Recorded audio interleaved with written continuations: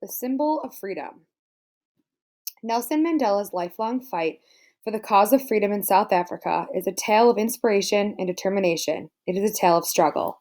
During his 27 years in prison, he became a powerful symbol of resistance to the racial discrimination that has plagued South Africa, and he emerged as the first Black president of South Africa in 1994.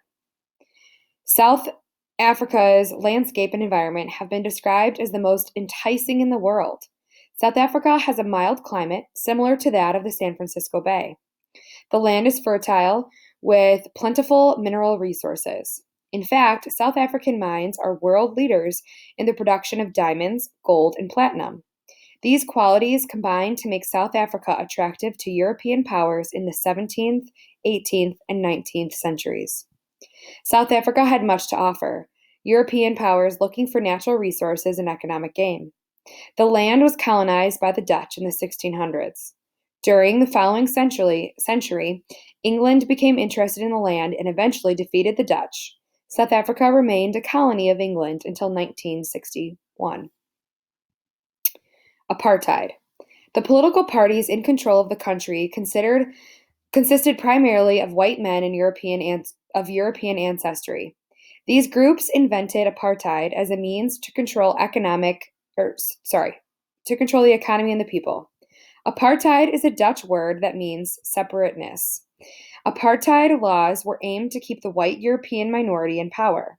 The laws discriminated against the Black people of African ancestry, who made up more than 70% of the nation's population, as well as people of mixed race and Asian descent. These laws touched every aspect of social life. Non-whites could not go to white school or hospitals or visit white beaches. They could not vote and were segregated for many jobs. To access designated white areas, all Black Africans were required to carry passbooks containing fingerprints, a photo, and personal information. Black Africans were forced to live in separate areas on the outskirts of South Africa and needed passports to enter the rest of the country. They were treated as visiting foreigners in their own country. The penalties imposed on those who protested against the discrimination were severe. Thousands of individuals were tortured and killed. Those who were tried in court were typically sentenced to death, exile, or life in prison, like Nelson Mandela. And here we have a chart that kind of just gives apartheid and the people of South Africa, what the population was, what land was allocated to these people, how much they were spent, and you can see that Blacks made up a majority of it, but had less land, less money, and much less resources. And here's some sign books, and then there was Nelson Mandela with his passbook. A means to an end. When Mandela was 12 years old, his father died of lung disease, causing his life to abruptly change. He was adopted by a tribal chief.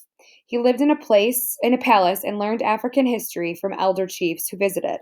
He learned how the African people had lived in relative peace until the coming of the Europeans. According to the elders, the people of South Africa had lived as brothers, but the white men shattered this fellowship. While the Black man shared his land, air, and water with the white man took all of those things for himself. At age 16, Mandela heard a tribal leader speak with a great sadness about the future of young men in South Africa. The tribal leader explained that because the land was controlled by white men, the young Black men would struggle to earn a living and never have the power to govern themselves. This speech profoundly impacted Mandela and set the course of his life of activism. After years of performing well at various schools, Mandela enrolled in law school, where he met people of all races and backgrounds. He was exposed to liberal and Africanist thoughts, in addition to racism and discrimination. This experience served to further fuel his passion for politics in 1944. He joined the African National Congress to become a voice for those who didn't have one. The Mandela challenges the apartheid government.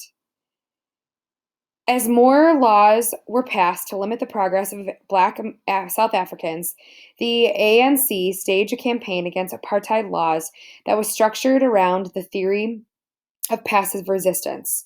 Mandela opened a law practice and campaigned against apartheid.